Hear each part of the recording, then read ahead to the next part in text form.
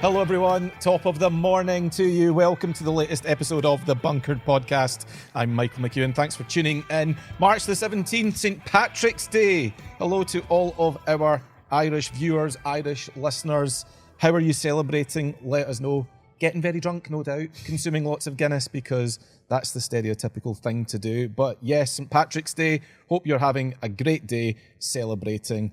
Or maybe you're listening to this right now as you're recovering from the celebrations. Either way, delighted to have you. And delighted to have all of you who are tuning in from around the globe to this episode.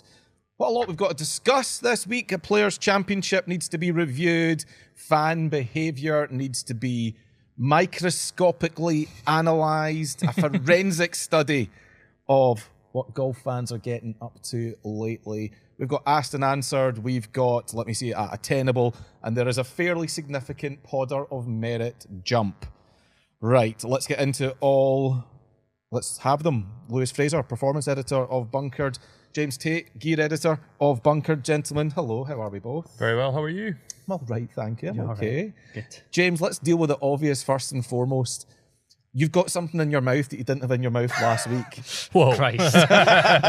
Wow, that's one way to start a podcast. What's going on? Yeah, I'm just expecting my call up from Gregor Townsend any minute now. What was that, sorry? What were you saying there?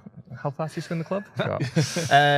No, I've got my Invisalign in, which I got done last week. So if I sound like I've got a lisp, it's because I do. Say, Scotty Scheffler swings the club really, really fast. Scotty Scheffler swings the club really, really fast. Oh, see, okay. Yeah, nice to get That's it. me. But that's me having to really enunciate though on it, Really because if I enunciate. start Yeah. So that's just for the benefit of anyone watching or listening that is wondering what is wrong with James's mouth this week. What have we done to it? What have we done to him? I'm okay. I commend you for being so vain as to want to fix your teeth. It's quite a thing. It's almost like you could chew an apple through a tennis racket at this point. But fair play to you because, you know, in 6 months' time, you're going to look like you just come back from Turkey. Yeah, exactly. And I didn't have to go to Turkey. Amazing. I know, even better. So, although the weather would be nicer out there, wouldn't it? St Andrews twinned with Belek. Yeah, the golf's quite good out there too. Decent. Golf's good in St Andrews, but the weather's not. So, and it swings and roundabouts, really, isn't it? Why would you choose an expression like swings and roundabouts when you can't pronounce your S's? That's amazing. Well, the other one was confidence. peaks and troughs, which isn't much easier, is it? Wait. Peaks and troughs. Oh, that's a tough one. Peaks and troughs. So we will keep James to a minimum this week. Lewis, Thank you. looking to you to help us out here. How's your weekend been? Yeah, it's been all right. We were at the Scottish Golf Tourism Awards dinner on what night was that? Thursday night? Thursday night. So Nice. that was good fun. We were both up on stage. I was up for significantly less time than you were, and I was definitely When you more... said I was up for it, made it sound like you were up for an award. Yeah, should have To be been. clear, he wasn't. No, definitely Slowest not. club speed in the room. Winner for the third year in a row. Judges did not have to deliberate long over this one. Only one candidate. But you Yeah. were presenting an award. I was presenting Only an one award, candidate. yes, for the best municipal golf course. I think I've got the terminology right there. That's Best roughly- municipal or community owned golf community course in owned golf Scotland. course. Yeah. That was the one. So yes, And did who that, won? which was great. The Mackenzie course in Aberdeen won that, and Nice. Dunkirk Park was highly commended. Braid Which- Hill shortlisted as well. Braid Hill so, yeah. shortlist as well, rightly, Nice. as you Good say. stuff. So A I good knew, spread of courses. as I was going up, I knew that there was a highly commended and a winner. And as I was about to walk on stage with Jason Mohammed, like about to introduce me on, I realized I only had one envelope in my hands, and I was like, "Oh no, I need like the other one to like read out who's going to be the winner." And a member of the events team, I was like, "Where's the other one? Like, there's a highly commended here. What's happening?" She said to me, "Don't worry, Lewis. I'll give that to you. I'm just not giving it to you just now, so you don't read out the wrong one." Very And I thought, sensible. yeah, very sensible, because that's exactly what I would have done. They think about these things. Yeah, they're, just they're as very well. well prepared. So yeah, no, I had that. So that was Good. good fun. Enjoyed it and said the right names at the right time. You So that did. was great. Excellent. A job well done. A difficult job. Not really. No, It not even shouldn't be slightly. for someone who has to read things out for like Very an hour straightforward. Just straight. read the Yeah, name just on the read card. the name, Mhm. do that. So, Open the yeah, envelope, managed read the to do name. that. Yeah, nailed it. Yeah. Absolutely nailed it. I was there, so at the drinks reception, bumped into someone who I knew from uni, and she was doing like handing out drinks and stuff. I didn't think there was like, I knew it was a big event, but I didn't realize how big it was. Yes, massive. And yeah, she said to me, so I was saying like, oh, I'm like, is this like bigger event than what you usually would do? This is in the National Museum of Scotland. Yes, exactly. Yeah, I should say Edinburgh. In Edinburgh, amazing place. And she says, yeah, this is probably one of the bigger ones. Like, there's roughly about 500 people here. And I was like, oh my God, that's a lot of people. Yeah, there was. There was about 500 people in the room. Yes. I had to do the keynote address. There was a T-Rex in the room. Yeah. It was probably alive when I started talking. Not so much by the time I was done, but it was an amazing place. If you ever get the chance to go to the National Museum of Scotland, or indeed Edinburgh, I highly recommend it. I had to speed home afterwards. Not speed, drive within the speed limits, of course, officer. But I had to get back because it was my daughter's class assembly on the Friday morning, and I'm just not prepared to miss these things. Their assembly was themed around the Victorians, so they've been learning all about Victorian era, and that prompted them to go back in time a little bit further to learn more about other monarchs, particularly female monarchs. So she knows everything there is to know about Mary Queen of Scots by now, and was fascinated to learn that she'd been executed. She's like, what is executed, Daddy? Like, well, basically, it meant that they killed her. There's no easy way to say what that is. No. So why did they kill her? Oh, because of an alleged plot to kill the Queen. Right, and how did they kill her?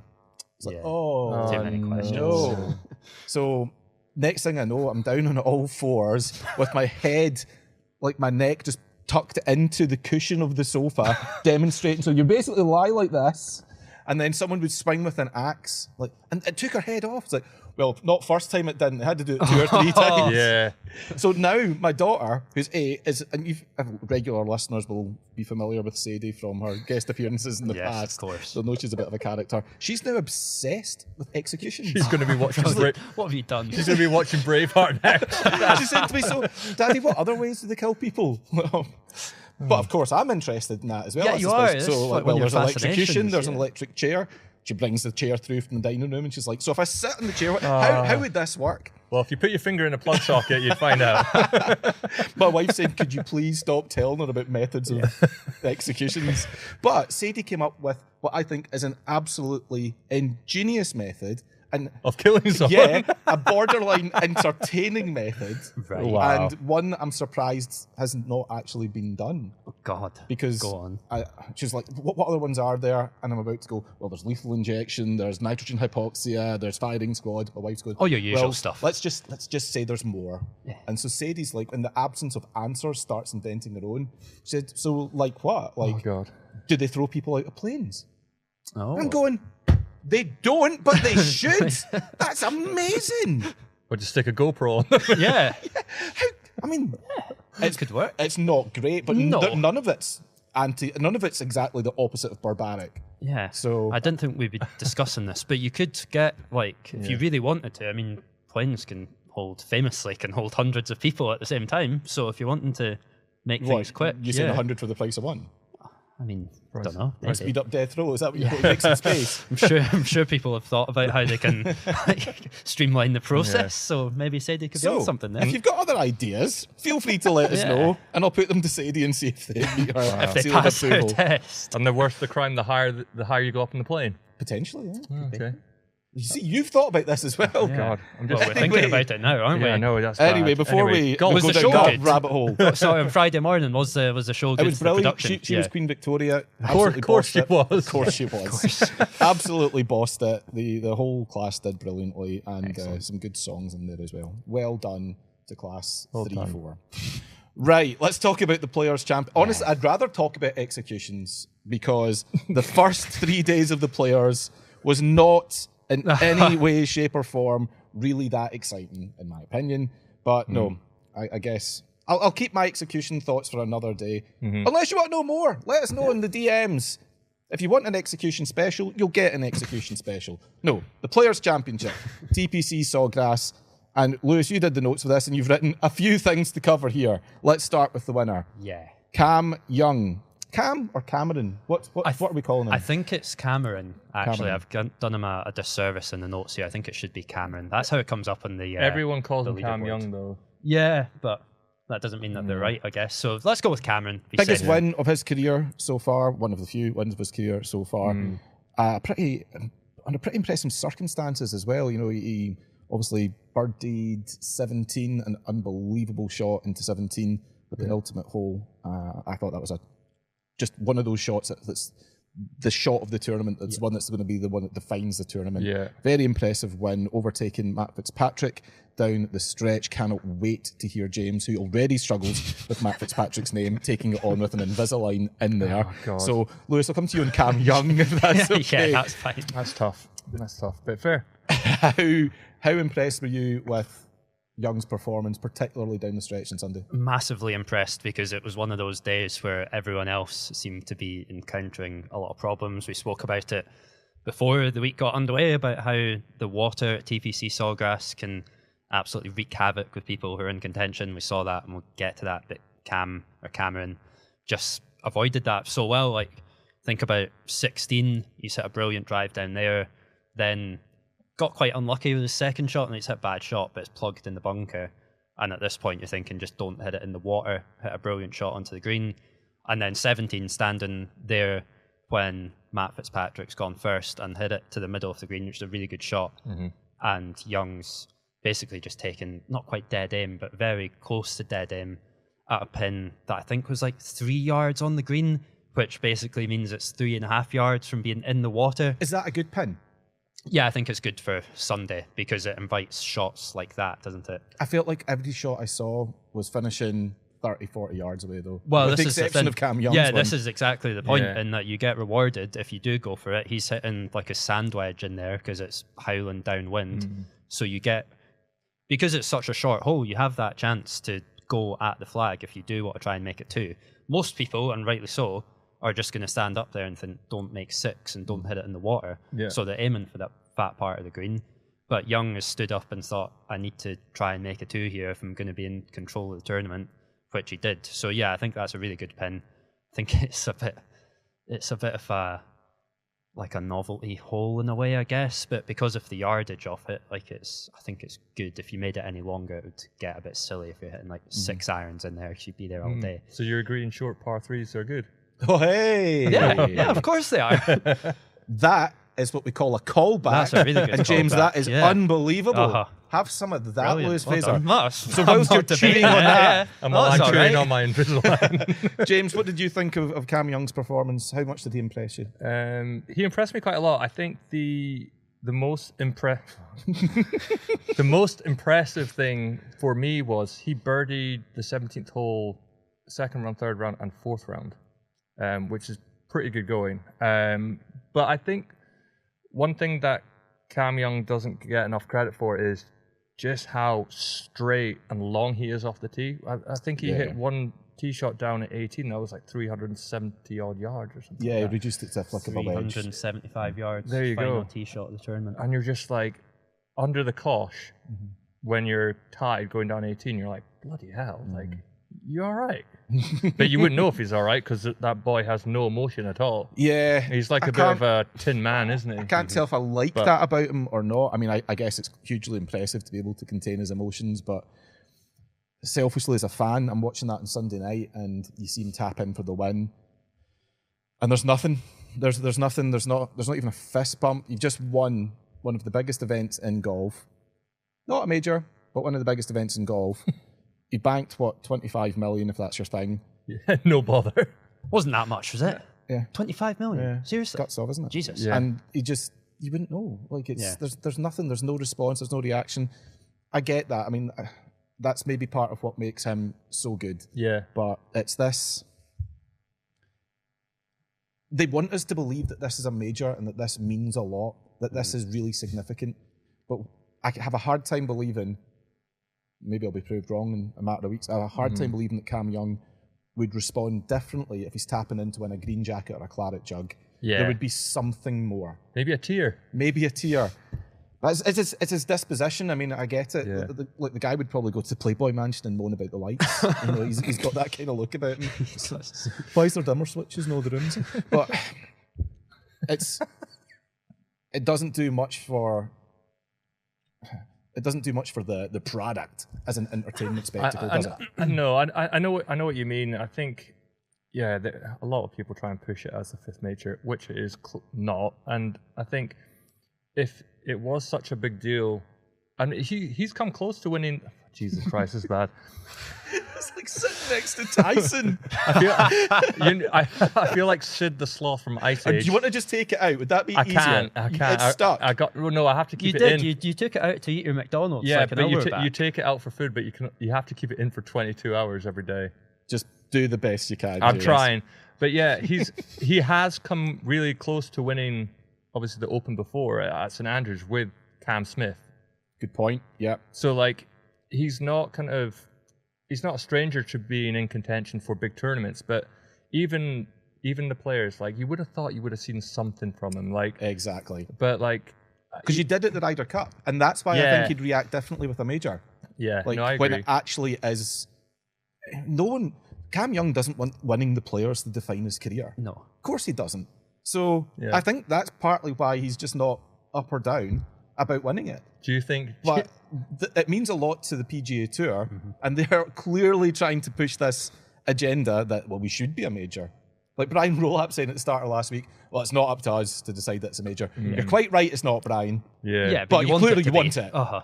yeah. It doesn't help your case when your No. champion is like, all right, You'll know it when Cam Smith wins like the Open or the Masters, and all of a sudden the smile just appears on his face. Cam You're Young. like Young. Yeah, sorry, what did I say? Smith. Oh, for goodness sake! It's easy to get your cams Cam- mixed up.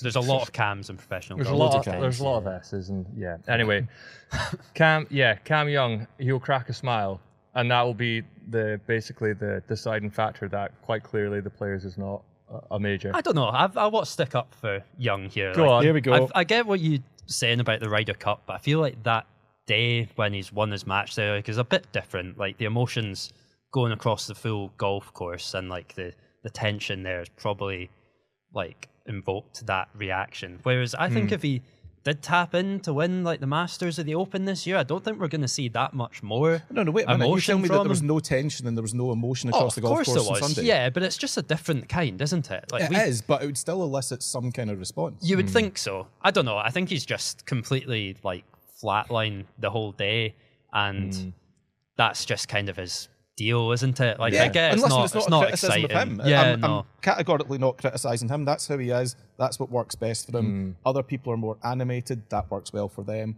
Other people are more nippy. Yeah. That works well for them. Tyrrell, John. Yeah.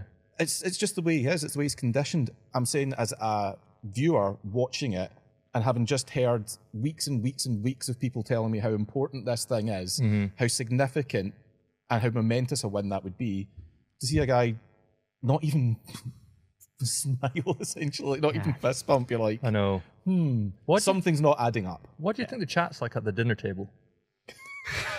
Like, I was thinking about this when he was getting interviewed, and I was just like, do you think there's much chat? No, I don't think Do you there think is. he's like the What with the Youngs?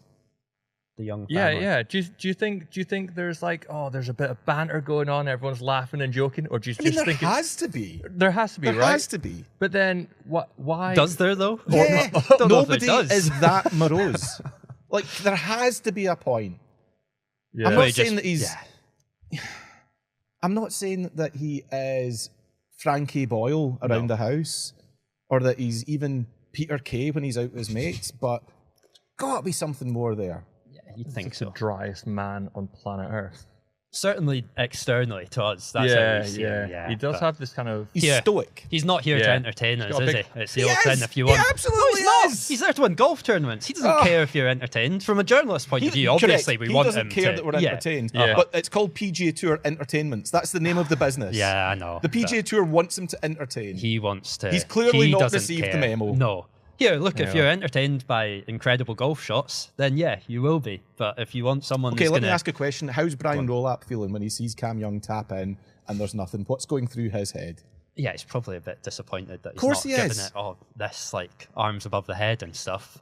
But at the same time, he's also thinking it's just been I don't know, I've just celebrated like an absolute dweeb there. haven't I? Yes, Pretended. arms above the head. Yeah, Dweeb cut that is out, correct. producer Will, please. Dweeb's a good Thanks. word. Just he's shaking his Easy, head at Alan me. Shearer. Can't remember what I was going to say there. Yeah, Alan Shearer. No, Rolap's probably firstly disappointed that there's not a playoff going back to the 16th tee, but I think he'd have been happy with how the tournament was in general because it's probably the best finish that we've had in the last, this season on the PGA Tour. But also, yeah, like I get what you mean. Like you want people showing a bit more emotion than what he has. There's a screenshot on Twitter, I still call it Twitter, of like Cam, and it had like the graphic like Cameron Young 2026 Players Champion, and he looked as if like he'd just been told the most like miserable news, just lost, or like something awful has just been whispered in his ear. So but I don't think that's going to change, to be honest. Like I think if he wins a major, we're not going to see much more out of him. Well, we might find out. We might find out soon the way he's going. Let's talk about Ludwig Oberg, or Doberg, as the case may be. 3 ahead going into the final round. The young Swede shot a 76. 2 water balls, one on 11, one on 12. Missed both ways, if I'm remembering it correctly. Yes. Double splash. I mean, going in on Sunday, I don't know about you guys, but I kind of felt like we were ready for a bit of a coronation. This was going to be a big old lap of honour. He's not the first player to, collapse in a final round. He won't be the last. But James, is that something that, as if you're a fan of Oberg or even a European golf fan generally, would you be concerned about the manner in which he capitulated? So we're not used to seeing that from him. Yeah, I mean, I was really quite excited because I said to like my parents before we kind of watched the final round, I was like, this is Ludwig Oberg's show, like all day.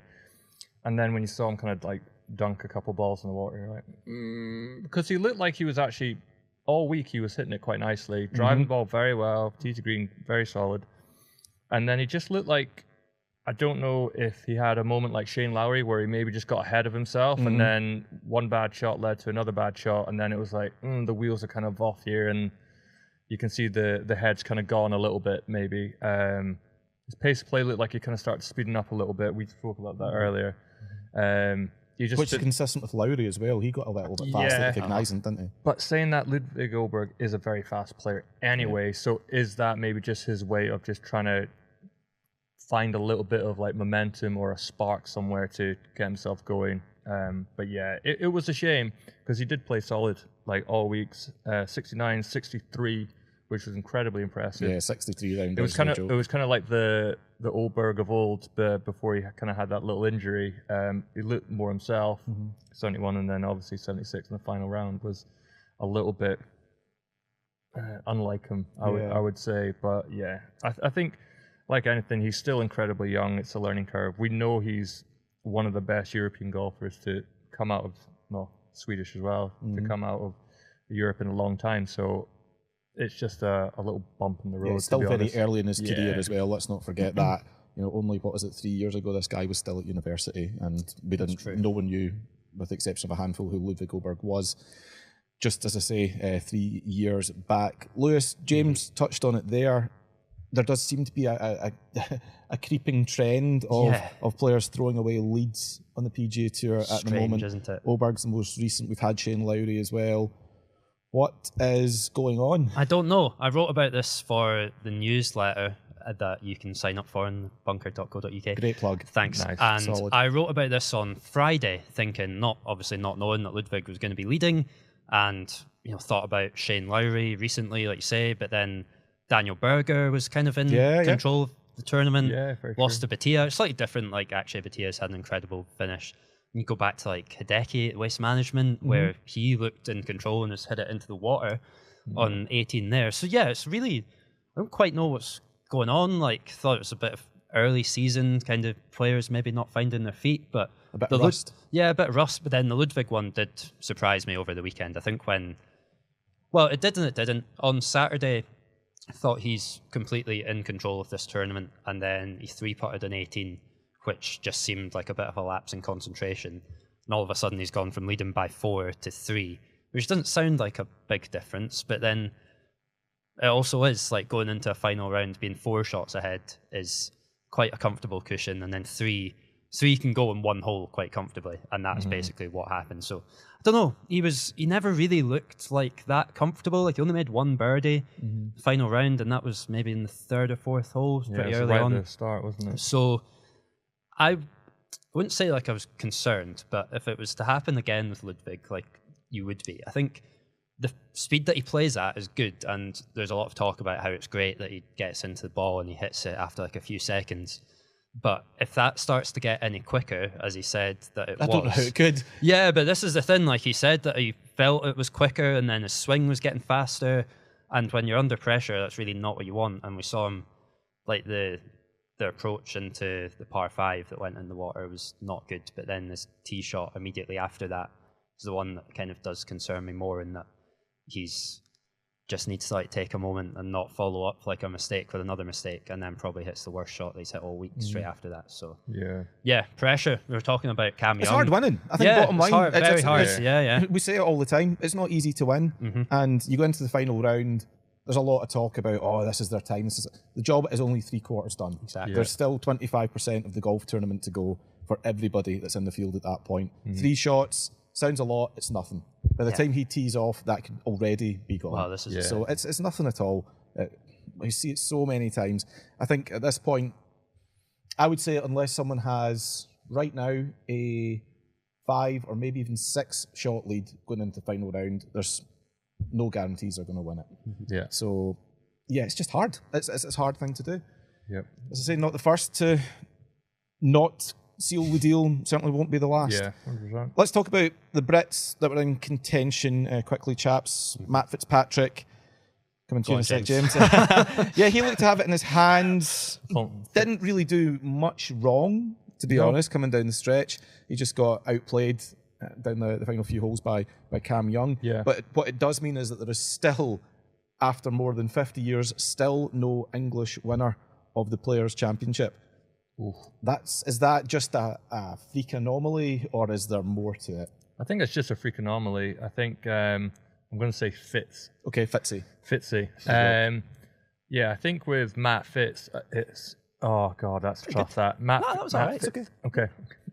We've got your back. All right, Say thanks. Matt. I'll just say Matt. I think he played incredibly well. It was very consistent and solid the whole week, and I think he did something which I said on a piece I did online about 16, 17, and 18. It's like it will come down to those last 3 holes, like when it's tight. Obviously, Cam Young birdie 17, and then Matt bogeys 18 because he's stuck in the trees, because obviously that water down the 18th is just, no, you don't want to go near that. But you look at his scorecard, and he's 3 under through 9, and then he picks up a couple birdies on 12 and 13, bogeys 14, which was a bit stupid, and then comes back and birdies 15 and kind of like immediately kind of erases the mistakes. So you're thinking, all right, like he seems like he's on it here. He's not letting him kind of waver him, and just an out of sorts kind of tee shot from what he'd been doing all day on 18. Like, I think he's got all the capability to do something pretty big this year. If he keeps that consistency up, I reckon he could be up there at the Masters, because this is always a great event with the level of players that are in it, to kind of test and see where you're kind of at going benchmark yourself. Yeah, going into that major season. So I think what we can see from Matt Fitz is a pretty informed Fitzpatrick, and if he brings his A game, he'll be thereabouts. So I think he's going to do pretty well. But yeah, it was a shame not to see him get it done and over the line. Yeah. Lewis, Bob McIntyre, great week's work for Bob. A bit of a timely return to form, going back to Augusta, as we say, in a few weeks' time. A golf course that he likes. He's had some good finishes there. Tied 12th, I think, if I remember rightly, on his debut a few years back. We all know about Augusta and its left-handers. Suitability for lefties. So he'll be excited about that, but I think particularly now, given how well he played at Sawgrass. Yeah, we're very much at the stage which we'll be talking about, that everything is kind of viewed with Masters coming up. So really good to see Bob coming back into that. I mean, I didn't manage to see the Players on Saturday, but then tuned in on Sunday, and all of a sudden it looked like he could win it at one point, which was great. I think he was very unfortunate on 16 from where he spoke about that, where he's hit it into basically the one. I think he said like the Moors couldn't get there, so he was just in like 7-inch rough and basically had no shot but to hit it into the water, which isn't ideal. So yeah, massive to see that. I mean, it was unlucky the third shot, but it was only unlucky because the second shot was so bad. Oh yeah, sure. So, like, I'm sure he'd be the first to admit, like, if you hit it on the green, then you don't have that issue, or anywhere apart from that. But yeah, but he said, afterwards he's got no regrets. He's very happy with how his game feels. So he should be, Well, like you say, like he's not been. There's reasons for that. I mean, he's just had his first child, so brilliant, and that's probably Well, his wife had it, and they've now got it. Oh, right. Bob didn't have his first child. Okay, that's good to know. Right, I see. Thanks for clarifying that, Michael. I appreciate Little that. biology lesson. Yeah, biology lesson there. Yeah. Birds and the bees, we'll get to it later on off air. It's fine. Thanks.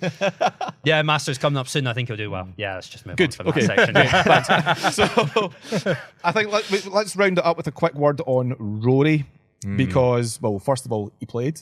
Second of all, he played all 4 rounds.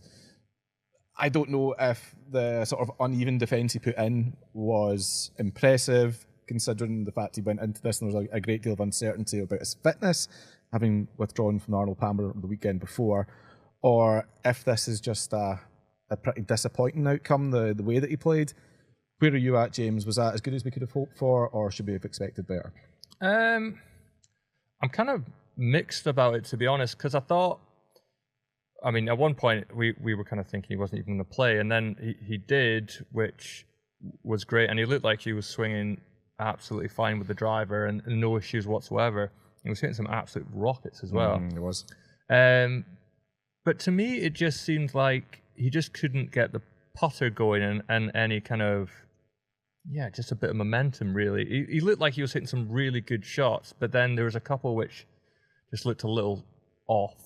A little rusty in areas, maybe just on those approach kind of shots. Yeah. But yeah, I think I mean, to be honest, if he had finished 6 under, that's probably where I would have thought he may have kind of like been thereabouts. But all he needed to do was probably hole 6 of those missed putts, which he had missed, and he would have been there. So I don't think there's too much to worry about. I think he's hitting it well off the tee. His iron shots, some of them were class. Just couldn't hold some of them. Yeah. Which was the kind of bottom line, to be honest. You're not going to hold putts. You're not going to climb up the leaderboards. It's simple as that. Lewis, he says he might not play again before the Masters. For what it's worth, I'd be surprised if he did. Yeah. You know, considering the fact that he probably is better off rehabbing than repping at this moment. But even so, it's not ideal, this prep for his Masters title defence. I think it was really important. He spoke about this. Important that he actually got through to the weekend and just had 4 competitive rounds to play, because you're right, not ideal at all coming into the week with no practice round, no real practice of any sort, and has gone out and not played brilliant, like you say, James. Finished on level par. I think it's good that he's just got through. When you're coming back from like an injury, or not coming back, but when he's withdrawn like the weekend before, you just want to make sure that your body can actually cope with that. There's only so much you can do, like on the driving range, that's going to test it, how your back feels, especially something like your back, as we spoke about. Like that is something that could really pain you for a long time. So the fact that he's got through, said after that his body feels fine, he's just going to see how it goes from now till then. I think he used the phrase like if he gets like cold feet or itchy feet, he's going to go and play an event. He might add 1, but. Yeah, I'm the same as you. I think I'd be surprised if we see him play competitively before the Masters, which is not ideal, because last year he's gone in, won a bunch of events before, including the Players. He won like Pebble Beach before as well. Yeah. There's another one as well, I'm pretty sure.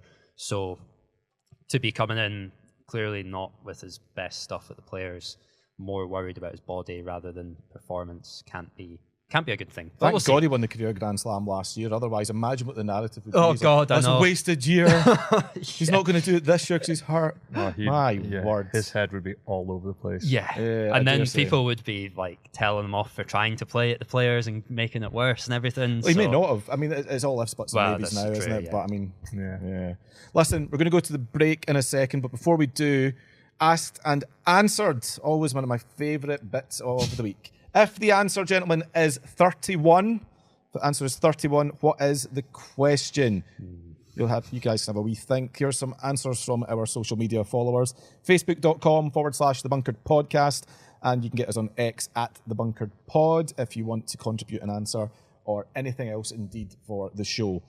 Andrew Hunter, if the answer is 31, what is the question? Andrew Hunter, the magic pencil front 9 score of the winning team at the next Open Stableford comp you take part in. Yeah.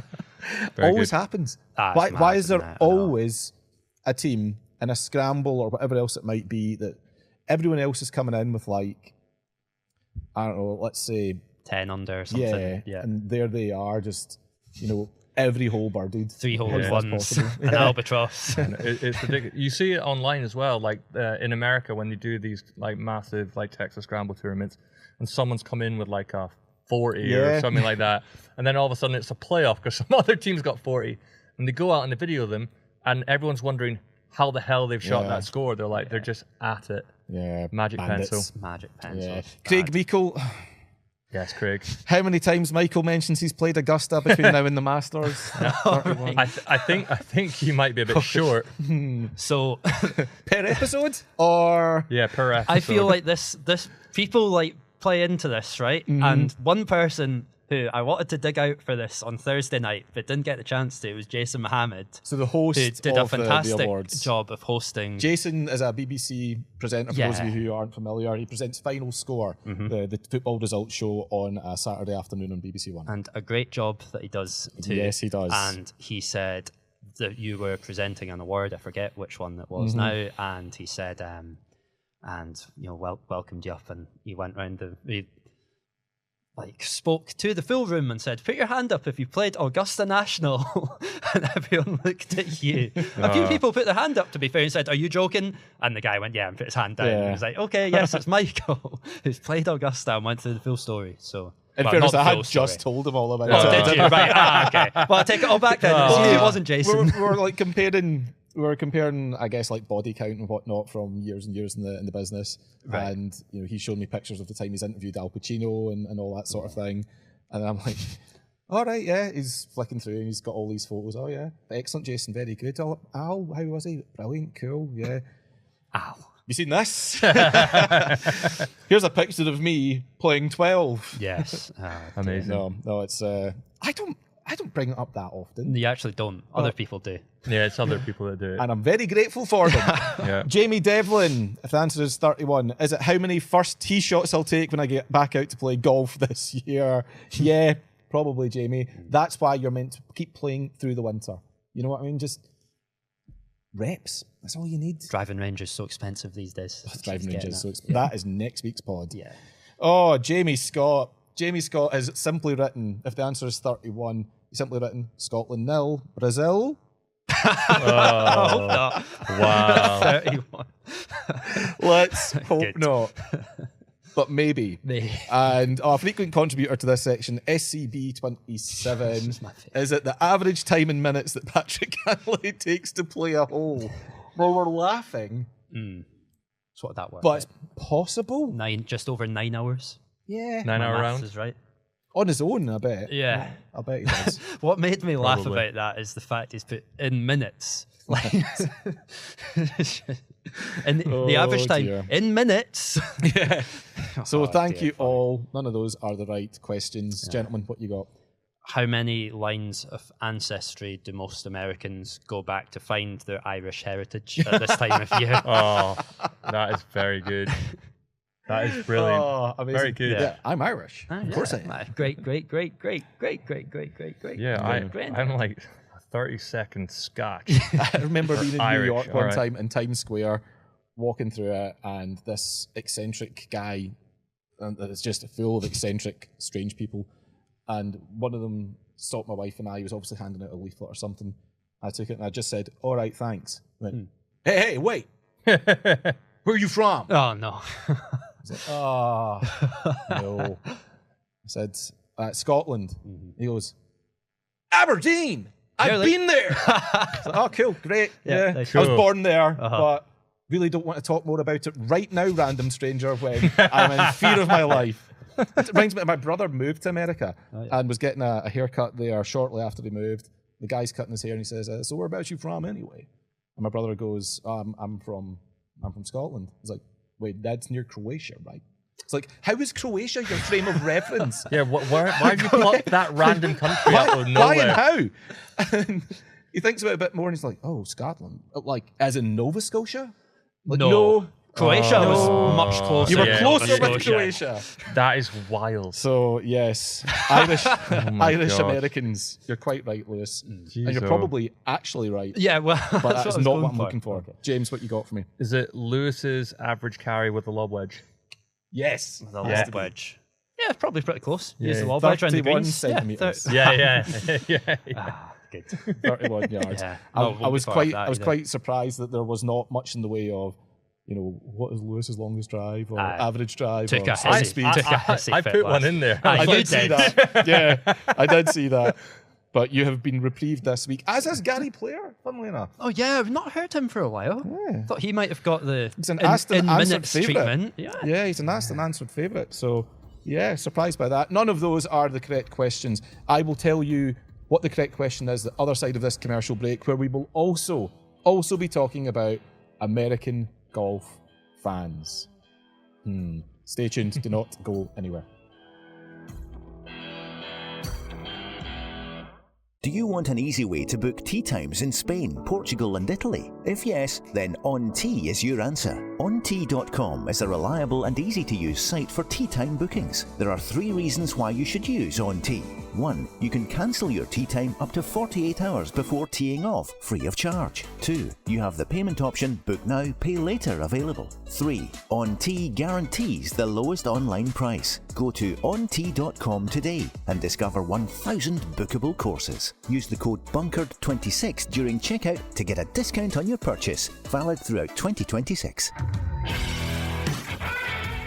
Welcome back, part 2 of this week's Bunkered podcast. Michael, James and Lewis all with you, coming to you live from our Dundee HQ. Dennis the Menace is 75 again. Yes. No, he's not. He's 10. He's 10 again for the 75th time today. So I saw him outside earlier on. That was cool. Him and his, He's 10. him and his Oh, dog. right. Okay. Yeah, He's still I understand 10. because he's Yeah, always yeah. 10. Right. Benjamin Button. Exactly that. So, yeah, saw Dennis earlier Yeah, on. likewise. That was cool. Enjoyed that. Lewis got a photo with him. I Of course he did. It's on my Twitter. You can go and see it. Delighted to see it. He's very tall for a 10-year-old, we'll say. Yeah. Taller than me. Yeah. Most people are. Big head. Yeah. So, before the break, asked and answered. If the answer is 31, what is the question? 31.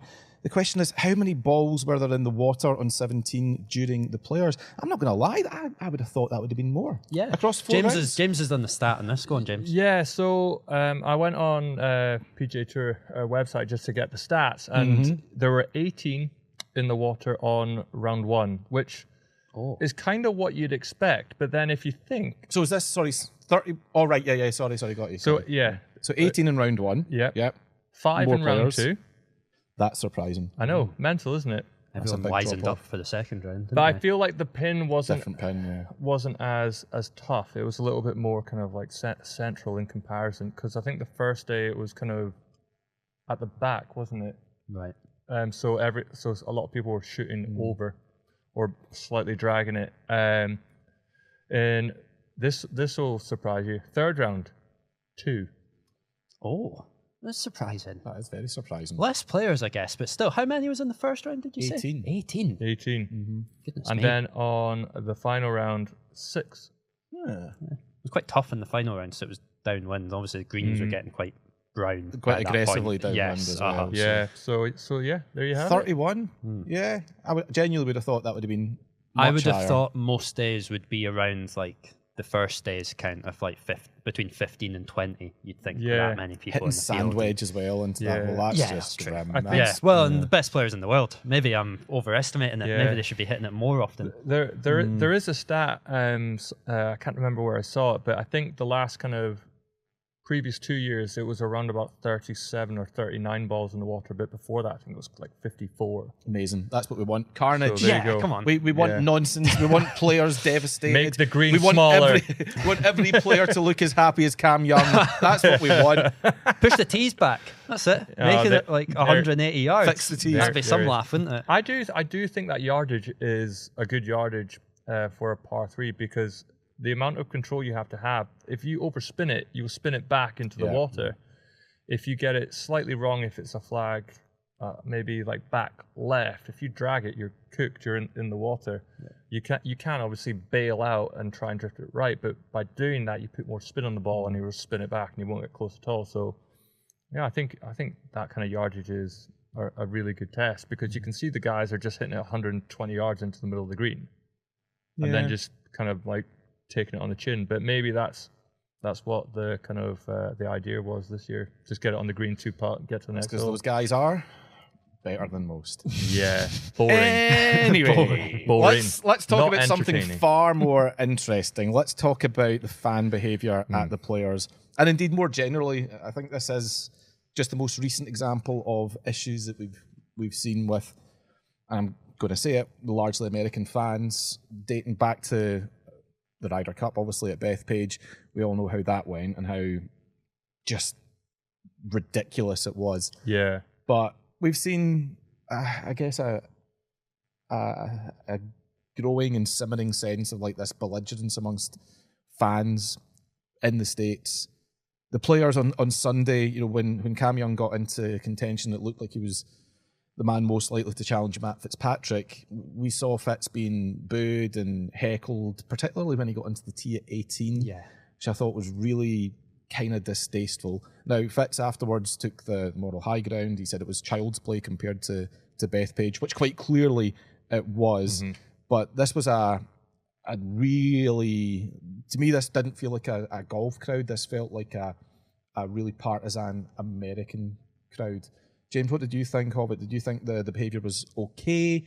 Is it something that you actually think was additive to the atmosphere? Or is this something that the tour needs to be a little bit more mindful about? I think they definitely need to be more mindful about it. I mean, the chance of like USA, that's a bit banter to me, like personally. But yeah, they need to. There's clearly a bit of a hangover from the Ryder Cup, and that's kind of fed into what we're seeing in PGA crowds as well, especially on PGA Tour events. But I think, like, how do you police it? I think that there's only like one solution, and it's not just kicking out one fan, because there will be the usual stuff that's like, well, they can't take us all, kind of bollocks. Yeah. There needs to be a real stricter line of procedures in place to really kind of put a stamp down on it. I don't know what that looks like, but removing obviously the hecklers and stuff like that they're going to have to be more firmer with it, not just like, right, come on, can you stop doing that kind of thing. It's like, I think it's like literally one strike and you're gone. I feel sorry for Fitz, especially on 18, because the boos were bad, and then he's gone and like smashed his tee shot into the trees on the right, and you're like, yeah, it just hasn't drawn. I think is the biggest problem there. Yeah, it was a good strike, but it just didn't draw. But then you just don't know how that's going to kind of play in his mind and pre-shot routine and stuff like that. Yeah, okay, Fitz has said it's child's play. So someone else, that's probably going to be quite a defining moment. Yeah. And it could have gone a lot worse. So it's like they need to really just kind of like not hold back with whatever they decide to do, but it needs to stop.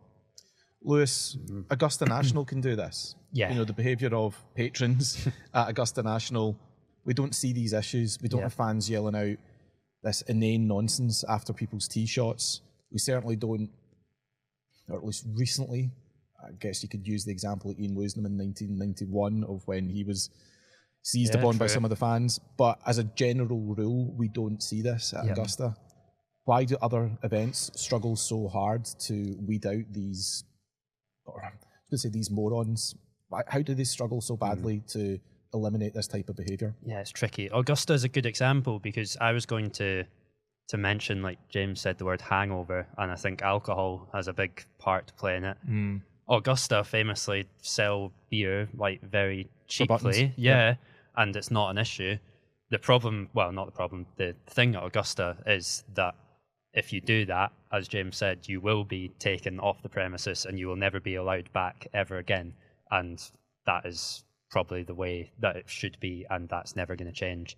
And people understand that if you're at Augusta National and the Masters, it might be the only time that you ever get that opportunity, so you're not going to risk doing something like that. That punishment doesn't really exist, it doesn't seem like, on the tour. Like, I know we had the instance of, I forget his name, but the YouTuber we spoke about. The waste management. Yeah, where he's getting Jack Doherty, he's well remembered. Stuff like that. He's been banned for like a year from tour events, whatever. But should be banned full stop. Possibly has been. But I don't know what the solution is here. I think there's two things that kind of play into it. Like, alcohol is a big one. People had too much to drink and want to try and be like the cool guy in the crowd, just shouting out something funny and like then Matt Fitzpatrick does hit it in the trees and you think, oh, that was me, like I've put him off, I've helped Cam Young to win. But then the other thing that probably goes hand in hand with that is there's a lot of gambling culture around in like the US now, particularly in golf, and I don't think, you know, you can see that as a good thing or bad thing, but when you're there and you've got, like, it's stupid, but you might have like $10 on someone to win an event, and all of a sudden Matt Fitzpatrick might be beating them to that win. You think You're trying to influence you're trying to influence that for your own benefit, which in golf should just never be happening in that way ever. Like Chi Ron, the other guy, shout like you say, James. Glad you said that about USA chants. I think that's absolutely fine. Of course it is, because it's good banter and like it's good natured. But Yeah. booing, whether you're trying to be like pantomime stuff, which I don't think it was, but booing someone walking onto the 18th when he tied for the lead at the time on one of the biggest events of the year, it's not cool. So I always found booing such a weird thing to do. I mean, it's a strange noise to make in a general sense. I've sat in many different sports crowds, be it football, rugby, ice hockey, NFL, golf, and you hear a grown man make the noise of a boo, and you're like, objectively, it's really weird. It's quite a weird thing to do. Imagine the aliens landed on that golf course. I'm like, what was that noise? Why has he just done that? Very, very odd thing. In a much more, I guess, human behaviour kind of sense, it's quite weird, I think, a use of energy to root against something rather than root in favour of something. You know, I get you're trying to put the opposition off, perhaps, but I just find it such a ridiculous waste of energy and whatnot. I don't like it in golf, and I think that, you know, it's okay for sports to expect different types of behaviour from their fans. We spoke about this around the Ryder Cup. You know, the PGA of America very clearly went after a New York sports crowd, and that's what they got. Yeah. But that New York sports crowd isn't a golf crowd, and it's not used to behaving like one. It doesn't know what the expectations are of a golf crowd. They're used to going to MetLife, to Yankee Stadium, to Madison Square Garden, whatever, and shouting abuse as part of 50 to 80,000 other people shouting abuse. Part of their day out. Exactly. Yeah. Now, I'm not saying that's right or wrong. I'm saying it's different. Yeah. You go to a golf tournament and you shout the sort of stuff you would shout at MetLife, then you're going to stand out. As you should. As you should. You're not going to be one of 50,000 people shouting it. You're going to be one of about 5. And so I think it's okay for sports to expect their fans to behave in different ways. We do it with, there's an expectation that at golf, at tennis, at snooker, at most individual sports, you will be respectful of that individual trying their best to do something monumental. Yeah. With team sports, I think, as a general rule, it's slightly different. Whether it's right or wrong, it's up to everyone else to decide. Yeah. But there has to be more done to inform and educate fans and would-be spectators about what the expectations are when you go to a golf tournament. The PGA Tour is a travelling circus.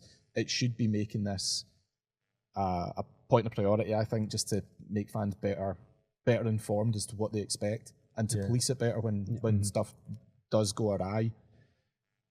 I just don't think they want to. Yeah. I think they quite like it.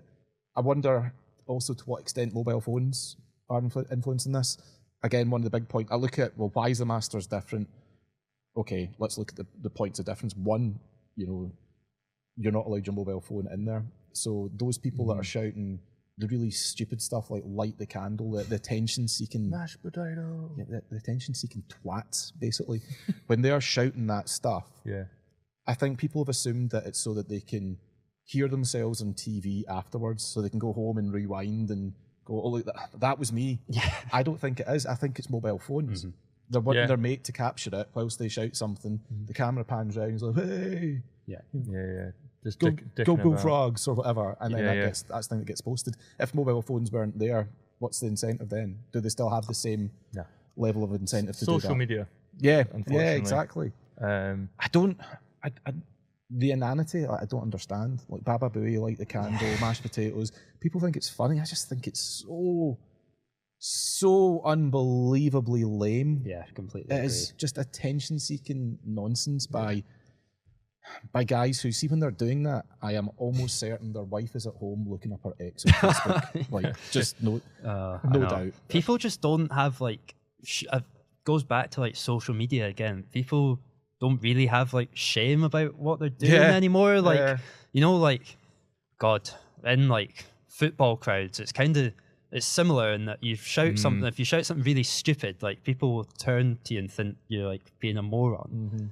And I guarantee, like, don't want to get too much into like the UK US debate because there's been a lot of that around like majors and Twitter, as you will know better than anyone, Michael.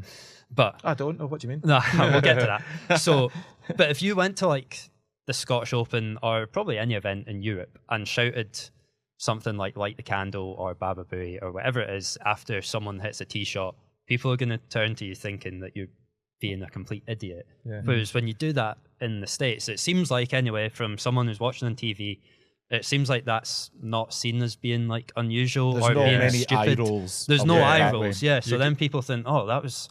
God, that was really cool, wasn't it? People have heard me back in TV. And like you say, probably texting their mates saying, are you watching? Did you see Justin Thomas just hit off the 12th? That was me shouting Baba Booey after it. So is this manosphere stuff? Is that what it is? Is this like... probably a bit of that, it's on my mind because of Louis Theroux's documentary and whatnot, but is it a bit of that? I think so. Maybe, because... You don't hear women shout it? No, very true. And I think as well, when...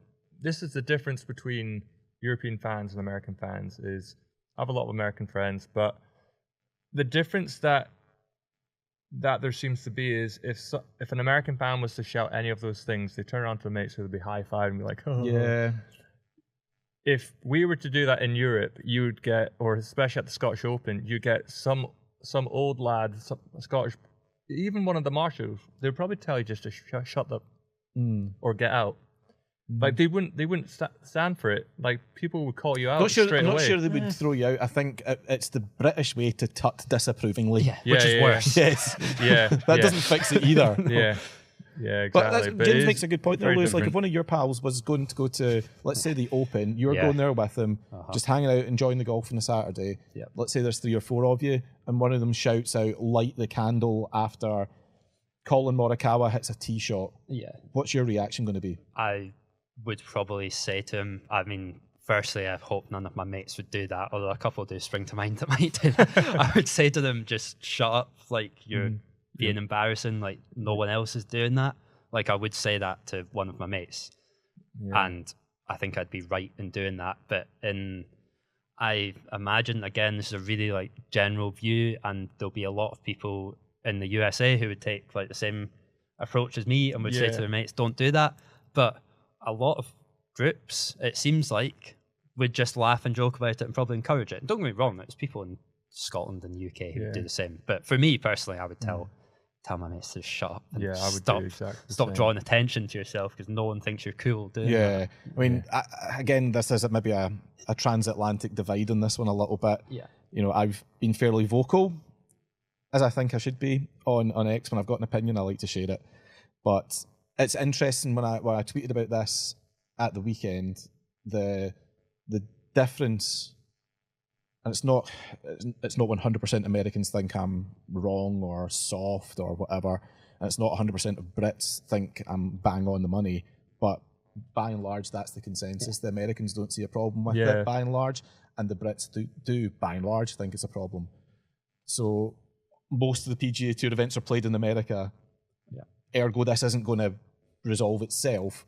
So if the tour thinks it's a problem, it has to actually do something about it. Question is, does anyone actually think the tour thinks this is a problem? Because it's been going on for years.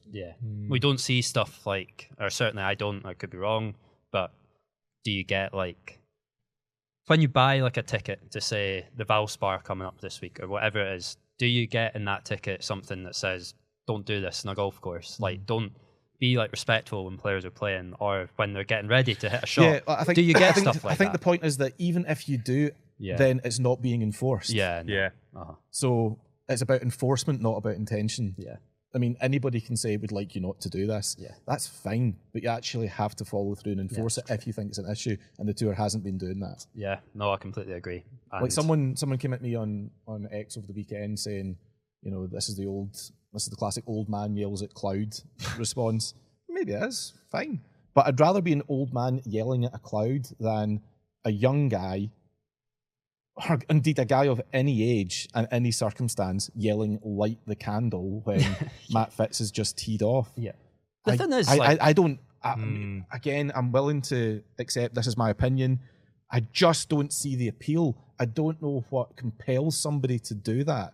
That is just, it's so odd, and it is so undeniably lame. Yeah. Like, so lame. It actually, people on Twitter think it offends me. It doesn't at all. I'm not offended by it. It makes me cringe. Yeah, this is like my toes. Yeah. Even now thinking about it, I can feel my toes curling. It is so cringeworthy.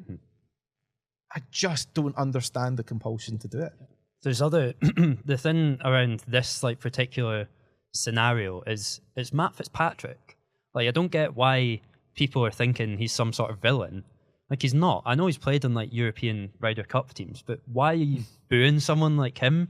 Like, he's the most like non-offensive guy that you could ever bump into. Like, God, he's wearing braces up until he's not like going around saying that he hates Americans or anything. Do you know what I mean? No. Like, he's done nothing to provoke. Yeah, he's done them. nothing to absolute like. Again, like going back to the football stuff, there's something we're all familiar with. But any sport, like if you have someone who, for some reason, has gone out of their way to like get a reaction out of the fans, and then they walk onto the 18th tee and they get booed. I'm not saying that's right, but I could sort of understand like if someone's been really outspoken about an issue or like said, "Oh, I hate coming and playing like the Players' Championship. The fans are idiots," and they get booed. And I can kind of get it. I hate Florida. Yeah, something like that. Matt Fitzpatrick doesn't do that. He's the most like inoffensive guy that you're ever going to see on tour. So, the whole thing is just like baffling to By me. the way, I should add, this isn't exclusively American, because I can hear people right now going, "Oh, but the Brits do this as well." Well, yeah, we've got some history of it. Yeah. You don't have to look further back than Brian Harman and the really, really poor way he was treated by big sections of the crowd at Hoylake in 2023 when he was trying to win the Open. I mean, he was treated really poorly by the crowd that day. I accept that. I don't think that was necessarily a golf crowd that was there. But there's no question that whilst there are examples of it in the UK, this is a constant in America. Yeah. Constant nonsense, regular, fan behaviour that just crosses the line. I keep coming back to it. It's up to the PGA Tour to decide if it thinks this is a problem, and then if it does, do something about it. Yeah. But the inaction, the inaction tells me that they don't think it's a problem. So that's fine. Come out and say it. If you don't think that sort of stuff is a problem, have the guts to come out and say it. But they don't.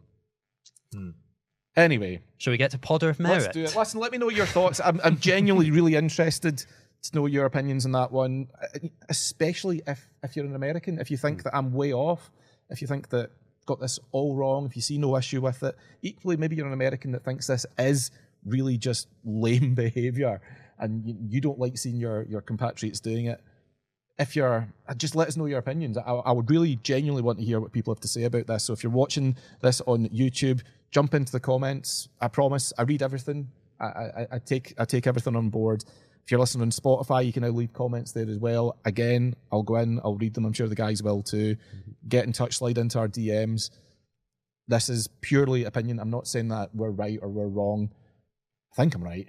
But challenge it. Go ahead. No issues with that at all. So let us know. Fan behaviour. What do you think? Right. Podder of Merit. And no wonder Lewis is desperately trying to move the conversation onto that for reasons that become very obvious. Last week, the Players' Championship. Lewis, let's remind people of how the table looked going into Sawgrass. Bear in mind, it's first to 15 wins this competition. I was on 11 points. Lewis was on 11 points. James, you were on 6, trailing some way behind. Lewis, you had the honour and you chose... Cameron Young. Correct. A win. That was the winner. Correct is right. You 3 Happy points. Days. Yes. Lewis, you have jumped onto 14 points. You're 1 away. You can win it this week. We'll come to this week in a second. Let's conclude the paperwork on last week. I picked Colin Morikawa, who withdrew through injury shortly before things got underway. Well, he played one hole. He played one hole, did he? Yeah, He and took- then he took Thanks, a Colin. Would practice 71 swing. more have been that much of an imposition? He took a practice swing, didn't he, on 11? Yeah, his which second was hole his of second hole, Thursday. and he tried to kind of rip it, and then decided that he was going to get back spasms as well. I don't want to talk about him. James, you picked Scotty Scheffler, Yeah, who finished in a tie for 22nd. Still not seeing the best of Scotty so far this season. yeah. But that's enough to get you a point, so not a complete waste of a big name. So as it stands, Lewis, you're on 14 points, 1 away from glory. I am on 11. James, you have moved up to 7. Yes. This week, what? It's Live Golf South Africa. It is. Lewis did these notes and says, let's change it up from the PGA Tour. No Valspar. Valspar snubbed. I can see Clearly the headlines already. Been painted- Lewis is clearly a huge Dulux fan. Yeah, he's wants paint- nothing to. He's painting a picture Oh, here. Yeah. Someone We says could have done painted over it. We could have done guess the Oh. sponsor again, couldn't we? Like Cognizant a couple of weeks Good back. old Valspar. Who's the Valspar. sponsor of Live Golf South Africa? There ain't one. So, pick order for this week: Lewis, James, and then yours truly. I know what Lewis has done here. This is really sneaky because it's Live. So the likelihood is that we won't have picked any of these players up until now. And so everyone's in play and he's going, all I need's a point. Yeah, Plus, It's not plus, actually what I was thinking. plus It's quite clever though. no cut. No cut. yeah. Plus, limited field. You're sneaky. I see you.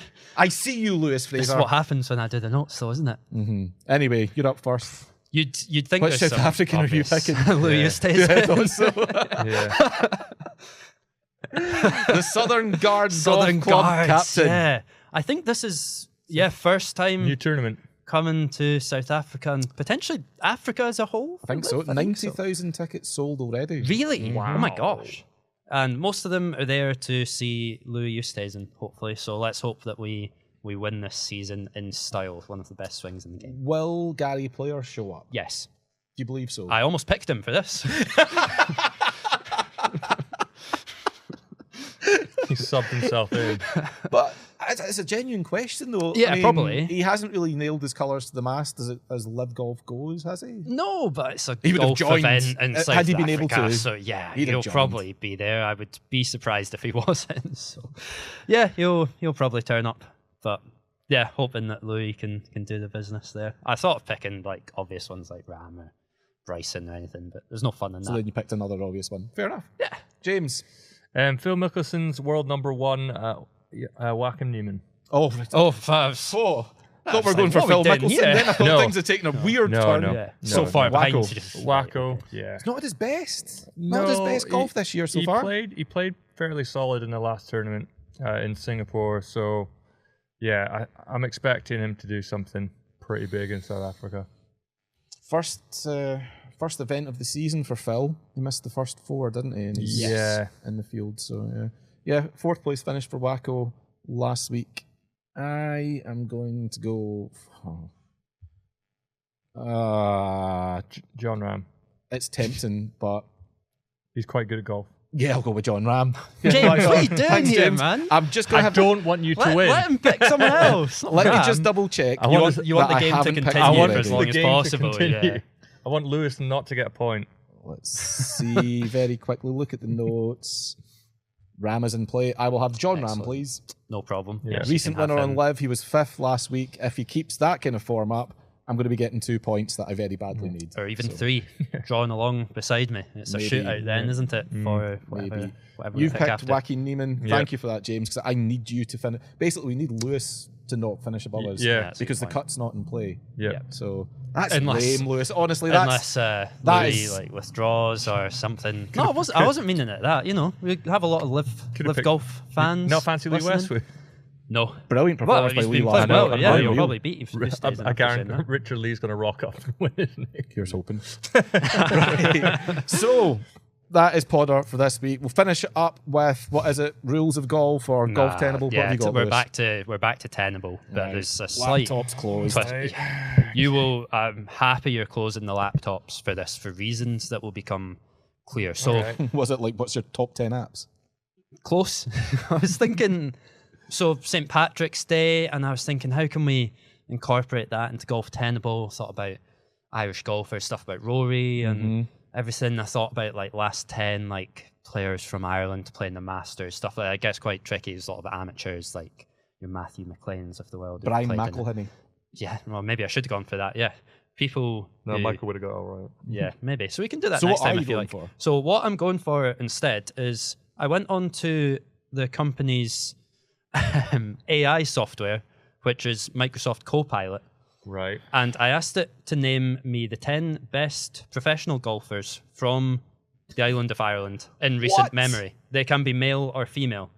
It didn't understand the male or female assignment of things, but it's given me a list of 10 golfers that it thinks has been successful in recent memory from This is the most Ireland. egregious use of AI. So basically, you want us to name or to try and correctly guess the top 10 Irish golfers according to Microsoft Copilot. That's it. That's it. In Ireland's history. I said in recent memory was the prompt that I gave In it. recent memory, So you're we've asking been- something that doesn't have a memory. And We've been getting like set up for failure here. Yeah, I know. Michael's not pleased Yeah. about this. I can see it So- in his face. We've been getting like workshops on how to use Copilot, and yeah, that's not it. this is definitely did not come up. But here we are. Okay, 10 names. Okay. Rory, You Rory? Yes, it said Rory. Well done. Shane, Yeah. Said Shane. Yep. Harrington, Yeah. Said Harrington. Darren Clark, Yep. That's 4. McGinley. McGinley. McGinley's not there. You are joking me. Not joking. How, right, so it's going to go. It's purely Computer. basing this on It's the winners. computer.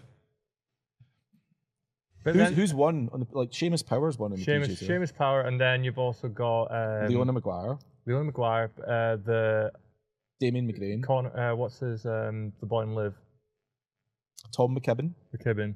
Okay, so we'll go McKibben. No. This is ridiculous. This is The game's been drawn into I'm disrepute. I'm sorry. massively calling bullshit on There's this. someone really obvious who you've missed. Leona Maguire has to be there. Darren Clark. Only Have we said Darren Clark? so I asked it to name. Yeah, you've said Darren Clark. I asked for male or female. It didn't give me any females, and then I said, "Give me female golfers in the list," and it gave me Hannah Darling, who's not Who's- famously Scottish. I mean, unless Broomy now has American. relocated to the Emerald Isle. Yeah, not that no. I mean, Christy O'Connor Jr., Christy Yes. O'Connor Senior. Senior is there. Des Smith. Yes. Yeah. Well done. James is saying yeah as if he was in the tip. How of your many we tongue, got so now? You're missing 1, 2, 3, 4. I mean, basically, at this point, I've consigned myself to the fact that even if we lose, like, I think we've got 1 life left. Fine, I don't care. I'm 'Cause I'm- taking the lives out of play. Right, okay. We basically just need to get the other 4. So Let's so rattle off some names. right. Damien McGrain. No. You said there was an obvious one. Yeah. an We've obvious still one. not said. Yeah. Graham McDowell. Yes. Oh, gee, man. I was going to say he's a regular contributor to the podcast. Crabble. Top 10 Irish golfers of all time, according to Copilot. Great feeling. I won't be doing this category I'm again. going to be sticking that in the resume. Hang it in Nana Blue. What else? Others. It's all male now. Yeah. Not very Uh, inclusive from Copilot. Fred Daly. Yes. Oh, That's what I was going to say. Well what done. a call. That is. That's an unbelievable shout, that, by Really the good way. shout. That is Oh my absolute. God. That's a pointless answer. Knowledge. Yeah, that is. Yeah, that could be next. That would take a while. God, I struggle to come up with tenable suggestions. Pointless. Would be really To just difficult. ask your co-pilot seems to do it. 2 to go. 2 to go. go. Both men. Yeah.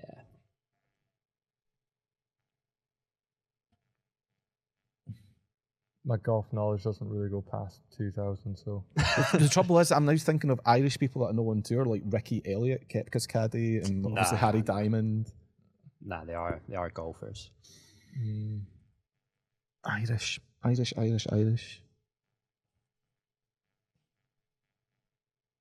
so underwhelmed by this. Yeah, table. I'm sorry. That's a bad one. Let's go Are- back to are rules, they- are rules they- of golf. Are they next. regular? Like, sorry, are they recent? One is fairly recent. The other one's not. Oh, God, that's going like. The other one died in 1990. Did we say Seamus Power? Yeah, Seamus isn't on the list. Okay. Co-pilot, not interested in Seamus Power. Not interested in McKibben. Cormac Sharvin. No. I really like that shout. I went to uni with Cormac. Nice guy, yeah. Tell co-pilot. Yeah. Irish. Oh, I'm drawing a blank. Right, so I put you out your misery. Yeah, Sorry, James, this is you got rubbish. anything else? James doesn't know who these people are. I'm trying to. Give me the initials. That should give it a good clue for one of them. RR. Ronan Rafferty. Yeah. Jeez, Oh, Ronan. And Michael. the last one, HB. HB. Harold Bishop. HB. I thought you were going to say it because you were close to his first name. His mates probably called him Harold. Harold Bishop. Harry something. Yeah, Harry something. Wait. You're not going to say Harry Bannerman? He's Scottish. Nah, it's not. Right, Harry good. Bannerman, no. Who's it? Harry Bradshaw. Ah, right. Famously finished second in the Open in 1949. Famously did he, aye? Yeah, according to co-pilot. So, yeah, look, Are we apologies even for sure that I that's was- right? Wikipedia says so, so yeah, I'm going with the two most unreliable Yeah, sources. going with all Yeah. the best sources. That's good journalism, Lewis. Good Yeah, look, grief. that That was diabolical. If anyone's got any tenable suggestions, then get in touch, please. You know where to find us. It can't get any worse than that. It cannot get any worse. But here, look, you got through it Co-pilot. mostly. So Yeah, look, use ChatGPT next time. It'll be slightly better. It's funny because ChatGPT, according to ChatGPT, I saw this on Twitter a couple of weeks ago. Yeah. It believes that Rory won the Masters and the Arnold Palmer Invitational last year. oh I mean, no. I thought I saw something that ChatGPT didn't even know that Rory had won the Masters last year. But I don't the know. one I saw had him winning that and Arnold Palmer. Now, he won the Right. Masters, but Arnold Palmer was won by Russell Henley. Yeah, it was. Good big old Russell mania. Can't be taking that away from him. So that'll be the last time that AI gets used. Look, good. At good least now you example can there tick that box in the next company survey that says, "Have you used Copilot?" You can Exactly. say, "Yes, I did." And it was hopeless. That'll It was rubbish. activate a pair of Didn't eyes. give Leona Maguire. Yeah. Will it? Do you think it will? Worth a shot. It's Gentlemen, worth a thank you shot. very much for your time. Thank you, This Michael. was always a pleasure. Thank you to you for watching or listening, whatever you were doing. Much appreciated indeed. We will be back again this time next week. We're getting very excited, as you can probably tell, about the Masters. It's not far away, but yeah, much to discuss. If you have thoughts, opinions on anything that you've heard on this week's episode, please do get in touch. I will take it on the chin like a champ because... yeah, I'm used to it by now. So yeah, please do get in touch. Follow us on X at The Bunkered Pod. Follow us on Facebook, The Bunkered Podcast. Until next time, ladies and gentlemen, boys and girls, it is bye-bye for now.